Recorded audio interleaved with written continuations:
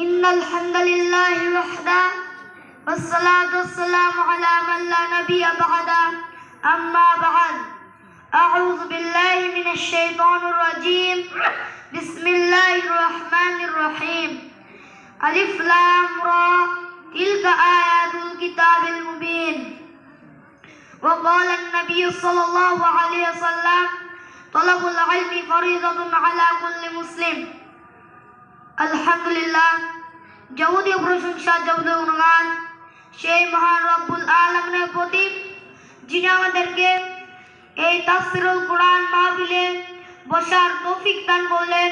কিছু মানুষের মধ্যে থেকে বেছে নিয়ে আমাদেরকে এই তাফসীরুল কোরআন মাহফিলে বসার তৌফিক দান করলেন। তাই সেই মহান রব্বুল আলামিনের প্রতি সবাই শুকরিয়া জ্ঞাপন করে সবাই বলি আলহামদুলিল্লাহ। আপনাদের কাছে আমার প্রশ্ন, যা কেউ দেখে না তা দেখে কে? জোরে বলুন, যা কেউ দেখে না তা দেখে কে? যা কেউ শোনে না তা শোনে কে? যা কেউ বোঝে না তা বোঝে কে? তাহলে সে রবের প্রতি আরেকবার শুকরিয়া জ্ঞাপন করি, সবাই বলি আলহামদুলিল্লাহ। দরুদ এবং সালাম বর্ষিত হোক নাকের নবী নবী মুহাম্মদুর রাসূলুল্লাহ সাল্লাল্লাহু আলাইহি সাল্লামের উপর, যার আদর্শকে বাস্তবায়ন করাই আমাদের জীবনের লক্ষ্য উদ্দেশ্য। সেই নবীর প্রতি সবাই দরুদ পাঠ করি, সবাই কণ্ঠ উজাড় করে বলি সাল্লাল্লাহু আলাইহি ওয়াসাল্লাম। আজকে আমার সংক্ষিপ্ত আলোচনার বিষয় কোরআন মাজিদ। আল্লাহ তাআলা সূরা ইউসুফের প্রথমে বলছেন আলিফ লাম রা তিলকা আয়াতুল কিতাবিল মুবিন, আমি তোমাদের নিকট এমন একটি কিতাব নাজিল করেছি যাতে কোনো ভুল নেই, যাতে কোনো সন্দেহ নেই। আল্লাহ তাআলা আমাদের এই শেষ নবীর উম্মতের উপর এই কোরআন মাজিদ, কোরআনুল কারীম, এই কোরআন মাজিদ আমাদের নিকটে নাজিল করা হয়েছে শুধুমাত্র আমাদের হিদায়াতের জন্য। শাহরু রমাদান আল্লাযী উনজিলা ফীহিল কুরআন হুদাল লিন-নাস ওয়া বাইয়িনাতিন মিনাল হুদা ওয়াল ফুরকান, সূরাতুল বাকারা 187 নম্বর আয়াত। আমি তোমাদের নিকটে রমজান মাসে তোমাদের নিকটে একটি কিতাব নাজিল করেছি কোরআন মাজিদ, যেটিতে তোমরা সত্য মিথ্যা গণনা করতে পারো, যাচাই বাছাই করতে পারো। অর্থাৎ আপনি যদি কোরআনকে যদি ভালোভাবে সম্মানের সহিত নিই, তাহলে আমার আপনার মানের মাঝে সত্য মিথ্যা একটি ধাপ চলে আসবে। যেভাবে একটি জমির একটি বর্ডার থাকে না, দেশের যে এইটুকু বাংলাদেশ ওইটুকু ভারত, ওইভাবে সত্য মিথ্যা কোনো একটি দেওয়াল তৈরি হবে, বর্ডার তৈরি হবে।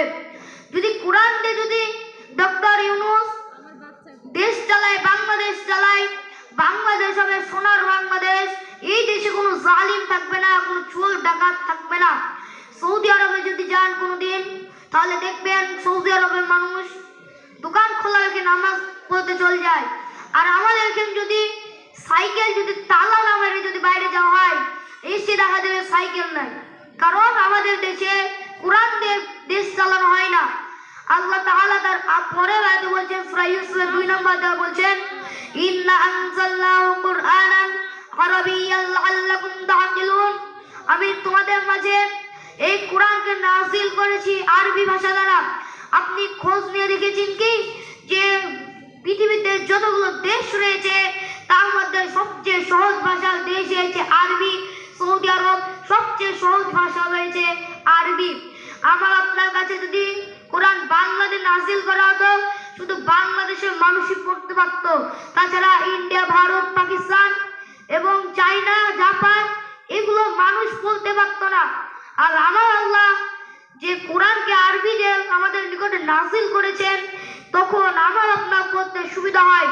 যখন আপনার সামনে কেউ বলবে এই কোরআন মাজিদ এতই কঠিন, বলতে সমস্যা হয়, পড়ে যায় না, তখন বাঘের বাচ্চার মতো দাঁড়িয়ে বলবেন লা ইউকাল্লিফুল্লাহু নাফসান ইল্লা উসআহা। আল্লাহ তাআলা সাধ্যের বাইরে কাউকে দিন চাপিয়ে দেয় নাই, কারোর উপর ইসলাম চাপিয়ে দেয় নাই। সূরা বাকারা 187 নম্বর আয়াত। তাহলে দেখুন, যদি বৃদ্ধ মানুষগুলো কোরআন শিখতে চায় তাহলে তাদের কোনো সমস্যা নাই, যুবক ভাইয়েরা যদি কোরআন শিখতে যায় তাদের কোনো সমস্যা নাই।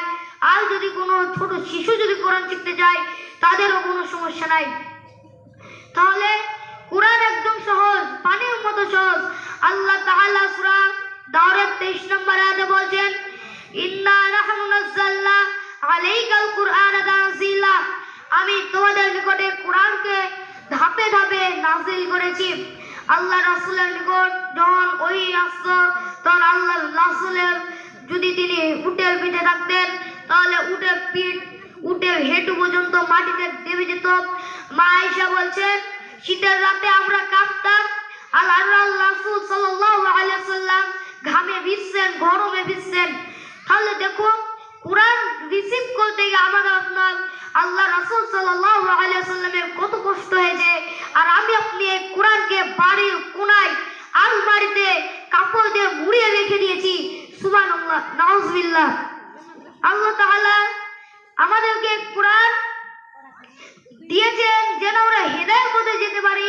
তিনি সূরা বাকারার 2 নম্বর আয়াতে বলছেন, আলিফ লাম রা আলিফ লাম মিম যালিকাল কিতাবু লা রাইবা ফীহি হুদাল লিল মুত্তাকিন, আমি তোমাদের নিকটে এই কিতাব নাযিল করেছি যাতে কোনো ভুল নেই, যাতে কোনো সন্দেহ নেই, যা দিয়ে পেশ করে তোমরা মুত্তাকি বান্দা হতে পারো, আল্লাহ তাআলাকে বুঝতে পারো। তাহলে বোঝা যায় কোরআন আমাদের নিকটে নাযিল করা হয়েছে কোনো ভুল ছাড়া। দেখুন সম্মানিত উপস্থিতি, কোরআন যদি ভুল ছাড়া নাযিল করা হয়, আমি আপনি যদি দেখি বাংলা ইংরেজি অঙ্ক এই সব কিতাবের মধ্যে একটি হলে ভুল থাকবে, আর এই কোরআনের মধ্যে কোনো ভুল নাই। যে কোরআন আমার আপনার বাড়িতে আলমারিতে সুন্দর করে গুছিয়ে রাখা হয়েছে ওই কোরআনে ভুল নাই। আর আমি আপনি যে সব কিতাবগুলো বলছি ইংরেজি অঙ্ক এগুলো ভুল আছে।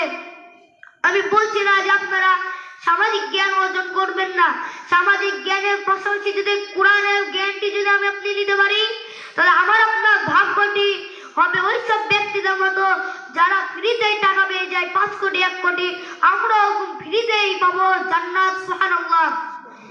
কিয়ামতের দিন যখন আমি আপনি কোরআনকে বেশি বেশি পাঠ করব, তেলাওয়াত করব, তখন কিয়ামতের দিনে কোরআন সাক্ষী দিবে, হে রব, এই বান্দা আমাকে রাত ভর জেগে পড়েছে, এ বান্দা তোমাকে খুশি করার জন্য আমাকে পড়েছে, তুমি আজকে একে জাহান্নামে দিও না, তুমি আজকে আমার সুপারিশ কবুল করো, তুমি এই বান্দাকে জান্নাতে প্রবেশ করে দাও। তখন আল্লাহ তাআলা কোরআন মাজিদের সুপারিশ গ্রহণ করবেন, তখন আমি আপনি জান্নাতে চলে যেতে পারবো। সুবহানাল্লাহ। এই কোরআন যদি আমি আপনি পাঠ করি তাহলে এক হরফে আলিফ 10 নেকি, সবাই বলেন আলিফ লাম মিম 30 নেকি। সুবহানাল্লাহ। তাহলে দেখুন এই তাফসীরুল কোরআন মাহফিলে এসে আমি আপনি শুধুমাত্র একটি শব্দ আলিফ লাম মিম উচ্চারণ করে 30 নেকি পেয়ে গেলাম।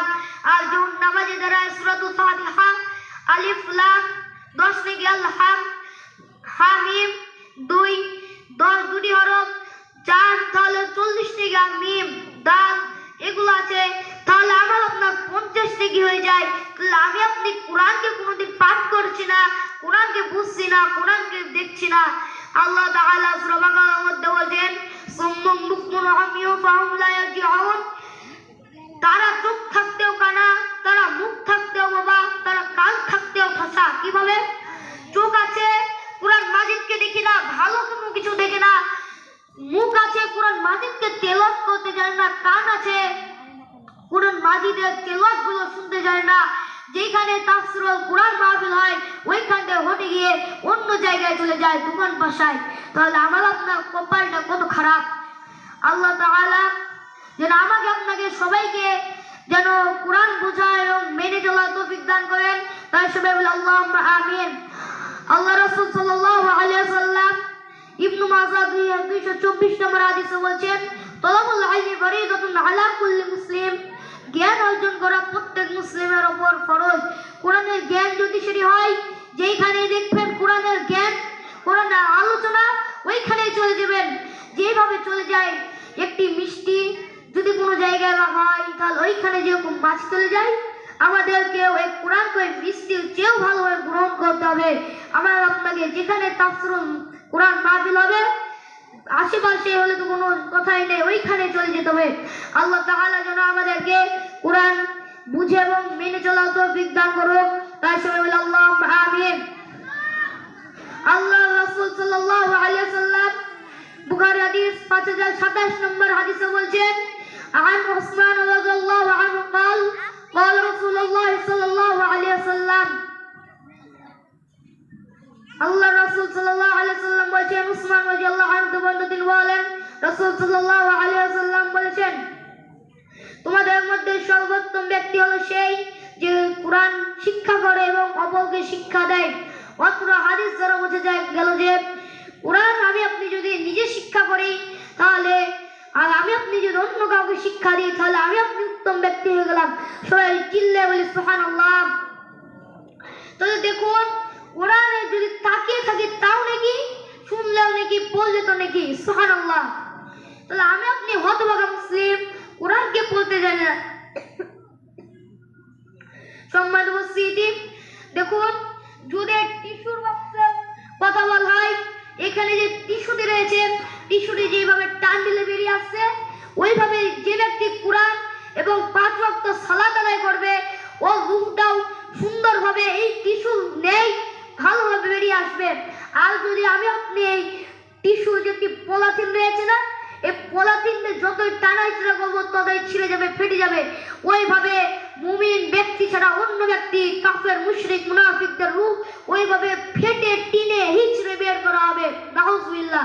তাহলে কোরআন পড়ার দরকার আছে না নাই? চিল্লা বলেন আছে না নাই? তাহলে আমি আপনি হতভাগা মুসলিম কেন কোরআন পড়ে না জানেন? কারণ আমার আপনার মনে কোরআন পড়ার আগ্রহ নেই। আল্লাহ তাআলা যেন আমাকে আপনাকে কোরআন পড়ার তৌফিক দান করেন। তাই সবাই আল্লাহুম্মা আমিন। আর একটি ঘটনা বলে আমি আপনাদের সামনে থেকে বিদায় নেব ইনশাআল্লাহ। একজন ব্যক্তি ছিল ফাজিল নাম। বলেন কি নাম? ফাজিল। তখন সে ব্যক্তি অনেক গরিব, তার কোনো টাকা পয়সা ছিল না। সে মসজিদে থাকতো, মসজিদে সব কিছু খেত, ইমামের সাথে থাকতো। মসজিদের যেই কিছু হোক না কেন তাকেই সবার আগে পাওয়া যেত। যদি মুসলিম মসজিদে যদি নোংরা পদার্থ থাকতো তাহলে সেই প্রথমে পরিষ্কার করত। তখন এই মসজিদের ইমাম বলছেন, হে ফাজিল, তুমি কি বিয়ে শাদী করবে? তখন সে বলছে, হে ইমাম, আপনি যদি, আমার টাকা পয়সা নেই, আমি যদি বিয়ে শাদী করি তাহলে আমি আপনার স্ত্রীকে কিভাবে খাওয়াবো? তখন বলছে, তুমি এইসব চিন্তা করো না, রুজি দেওয়ার মালিক আল্লাহ। বলেন রুজি দেওয়ার মালিক কে? আরো জোরে বলেন রুজি দেওয়ার মালিক কে? তাহলে আল্লাহ তাআলা আমার আপনার জন্য রুজি দিচ্ছেন, তখন আমি আপনি আল্লাহ তাআলা শুকরিয়া অবশ্যই জ্ঞাপন করব। আলহামদুলিল্লাহ। যিনি বলছিলাম যে ফাজিল তখন বলছেন, ইমাম সাহেব আপনার উপর সব দায়িত্ব। তখন ইমাম বলছেন, তুমি তার পরের শুক্রবারে এসো। যখন ইমাম তার পরের শুক্রবারে যখন ফাজিল গেল, তখন ইমাম তাদের দুজনার বিয়ে পড়িয়ে দিলেন এবং তারা দুজনা একটি বাসায় ভাড়ি থাকলো, অর্থাৎ বাসা ভাড়া থাকলো। তখন ইমাম এবং এলাকার মানুষ তাদের দেখাশোনা করলো, তাদের খাবার দাবার দিল এবং তাদের বাসা বাড়ির যে টাকা সেই টাকা দিয়ে দিল। তখন এবার ফাজিল বলছে যে আমাকে এবার কোনো কাজ করতে হবে, কতদিন মানুষের আশ্রয়ে ছায়া তোলা থাকবো। তখন সে কাজ করতে করতে একজন ওলি, আল্লাহর ওলি, যে তখন ওই ব্যক্তি যখন গেল, তখন আল্লাহ ওই ব্যক্তি দ্বারা তাকে একটি কাজ খুঁজে দিলেন। তাহলে সে যদি কোরআনের পথে থেকে, ইসলামের পথে থেকে যদি এত সুন্দর করে তার জীবন নির্বাহ করতে পারলো, জীবন চালাতে পারলো, তাহলে আমি আপনি কি জন্য এই জীবন চালাতে পারবো না? আমি আপনি যদি নিজের পরিবারকে কোরআন দ্বারা চালাই, আমার আপনার পরিবারে অবশ্যই অবশ্যই শান্তি থাকবে। কারা কারা কোরআন দিয়ে দেশ চালাতে যে হাত উঁচু করে দেখান। আল্লাহ তাআলা যেন এই হাতগুলোকে কবুল করুক। আল্লাহুম্মা আমিন। আরো জোরে বলে আল্লাহুম্মা আমিন।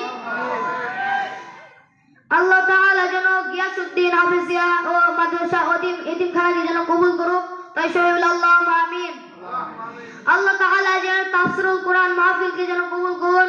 তাই সবাই বলে আল্লাহুম্মা আমিন। এই বলে আমি আমার সংক্ষিপ্ত আলোচনা এখানে শেষ করছি। আখিরুদ দাওয়ানা আলহামদুলিল্লাহি রাব্বিল আলামিন। وقال حسبنا الله نعم الوكيل نعم المولى نعم النصير আসসালামু আলাইকুম ওয়া রাহমাতুল্লাহি ওয়া বারাকাতুহু।